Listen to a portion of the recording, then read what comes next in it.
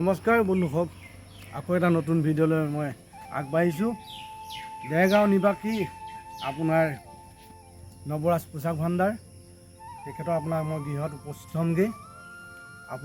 আপোনালোকক দেখাম তেওঁলোকে কেনেধৰণে কি ধৰণে আপোনালোকৰ ড্ৰেছ পোচাক বনায়, কেনেকৈ আপোনাৰ মেকআপ কৰে, কেনেকৈ এখন ভাওনা আপোনাৰ দেখুৱাব পাৰে, সেইটো আপোনাক ধুনীয়াকৈ মই ভিডিঅ'ত দেখাম। আপোনালোকে চাব, ভিডিঅ'টো মই আগবাঢ়িছোঁ, আপোনালোকে চাই যাব। আপোনালোকৰ তেওঁ গৃহত মই উপস্থিত হৈ পেলাই আপোনালোকক দেখাইছোঁ কেনেকৈ আপোনালোকৰ মুকুট তৈয়াৰ কৰে, কি ধৰণে আপোনালোকৰ সা সৰঞ্জামখিনি আনে, যিখিনি মেটেৰিয়েলছখিনি আনি পেলাই কেনেকৈ কাট কুট কৰি পেলাই আপোনাৰ মুকুট বনায়। ইমান ধুনীয়া ধুনীয়া মুকুট, ইমান ধুনীয়া লাগিছে, ইমান সুন্দৰ, একদম মানে বৰ ধুনীয়া লাগিছে।